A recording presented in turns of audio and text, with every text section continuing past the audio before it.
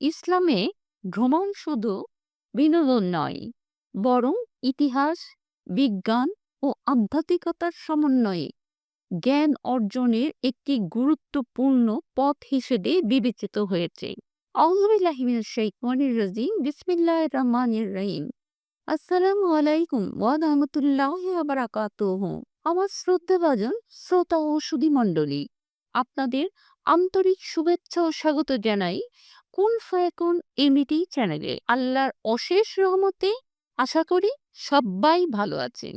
আমাদের আজকের আয়োজন ইসলামে পর্যটন তথা মানবতার সেতুবন্ধন, এ নিয়েই আজকের বিস্তারিত। ভ্রমণ শুধু আনন্দ নয়, বরং জ্ঞান ও উপলব্ধির পথ। কোরআনে বলা হয়েছে, তোমরা পৃথিবীতে ভ্রমণ করো এবং দেখো যারা সত্যকে অস্বীকার করেছিল তাদের পরিণতি কি হয়েছিল। সূরা আল আনআম 6/11। এটি ইতিহাস থেকে শিক্ষা নেওয়ার নির্দেশ।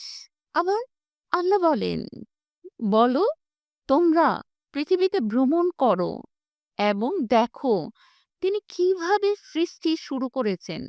সূরা আল আনকাবুত 29/20। এটি বৈজ্ঞানিক ও আধ্যাত্মিক অনুসন্ধানের আহ্বান। ইসলামী ঐতিহ্যে আর রিলা ফি তলাব আল ইলম, জ্ঞান অর্জনের জন্য ভ্রমণ, একটি সুপ্রতিষ্ঠিত। প্রধানত আলেমরা হাদিস সংগ্রহ ও শিক্ষালাভের জন্য দূর দূরান্তে যাত্রা করতেন।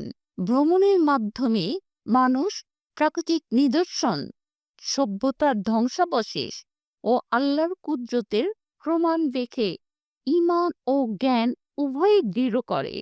ইবনে বতুতা, আল বিরুনি এবং মুসলিম ব্যবসায়ীদের ভ্রমণ ও বাণিজ্য ইতিহাস আমাদেরকে মধ্যযুগীয় সমাজ, সংস্কৃতি ও অর্থনৈতিক বাস্তব চিত্র দেয়।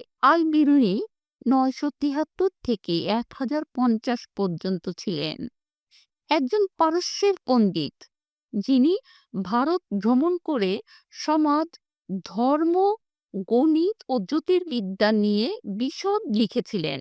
তার কিতাব আল হিন্দ ভারতীয় সংস্কৃতির অন্যতম প্রামাণ্য দলিল।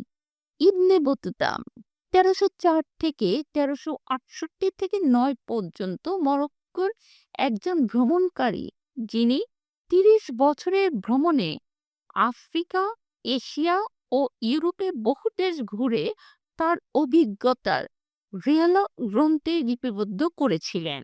মুসলিম ব্যবসায়ীরা ভারত মহাসাগরীয় অঞ্চলে বাণিজ্যের মাধ্যমে মশলা, রেশম, হাতের নাত ও অন্যান্য দ্রব্য আদান প্রদান করতেন। তাদের নেটওয়ার্ক আফ্রিকা থেকে দক্ষিণ পূর্ব এশিয়া পর্যন্ত বিস্তৃত ছিল। এই ভ্রমণ ও ব্যবসায়িক নথিগুলো শুধু অর্থনৈতিক সম্পর্ক নয়, বরং সংস্কৃতি, ধর্মীয় ধারণা ও জ্ঞান বিনিময়ের সেতুবন্ধন হিসেবেও কাজ করেছে।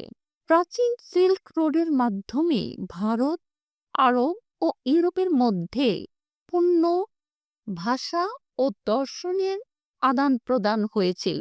ইসলামী স্বর্ণযুগে 8ম থেকে 1300 শতক মুসলিম পণ্ডিতরা গ্রিক দর্শন, ভারতীয় গণিত ও পারস্য চিকিৎসা শাস্ত্রকে একত্র করে বিশ্বজ্ঞানকে সমৃদ্ধ করেছিলেন। রেনেসাঁ যুগে ইউরোপে আরব ও এশীয় জ্ঞান প্রবাহিত হয়ে শিল্প, বিজ্ঞান ও সংস্কৃতির নবজাগরণ ঘটায়।